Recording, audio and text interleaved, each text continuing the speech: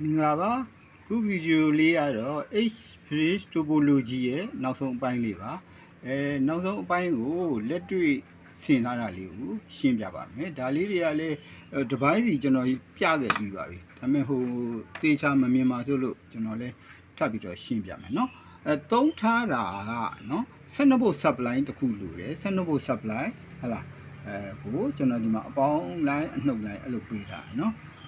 ဒီမှာနောက်ပါလို့လေ4047CMOS IC လေးတစ်လုံးလိုတယ်နောက်အဲ့ဒီဟောင်းကိုမောင်းဖို့ကို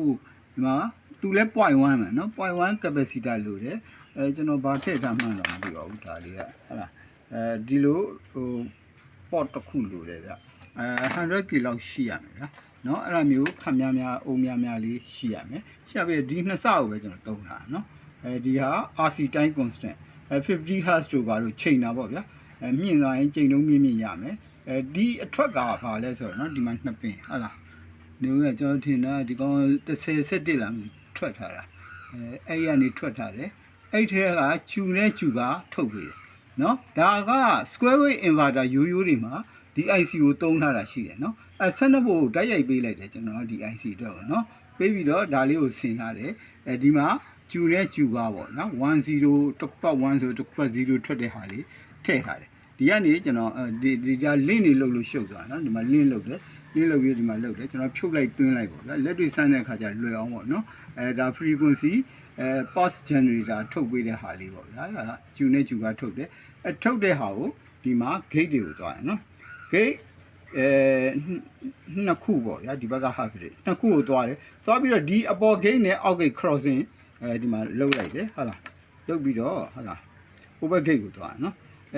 FET ကဘာတုံးလဲ Z44 တုံးထားတယ်အခုသေချာရှင်းပြချင်တာကနော်ဘာလဲဆိုတော့ဒါတွေကထားနော် gate ကိုဟို protection ဖြစ်အောင်ကျွန်တော်ကအကုန်လုံးဓာတ်တွေဘာနဲ့တုံးထားဆို 1K တွေနဲ့ခွာထားနော် 1K တွေနဲ့ခွာထားရင် FET မပေါက်တော့ဘူးဒီ booster ကြောင်းလေးပြောမယ်နော်ဒါကအပေါင်းလိုင်းဗျတရားအပေါင်းလိုင်းကနေ diode ကိုစီးတဲ့ပုံစံမျိုးလုပ်ထားတယ်လုပ်ပြီးတော့ capacitor 0.1 ထည့်တယ်ထည့်ပြီးတော့ဒီ center မှာဆက်ထားတယ်နောက်ပြီးတော့အဲ့နှစ်ခုစုံတဲ့ point ကနေ 1K ညိုတဲ့နီလေးကို gate ကိုပို့လိုက်ဒါပဲ gate မှာလည်း drive ရှိတယ်အဲ့လိုလေးပဲလုပ်တာဟိုဘက်လည်းအဲ့လိုပဲလုပ်တာအပေါ်ချမ်းကို booster ကိုအဲ့လိုလုပ်တယ်အရှင်းဆုံးပေါ့ဗျာဘာမှမပါတဲ့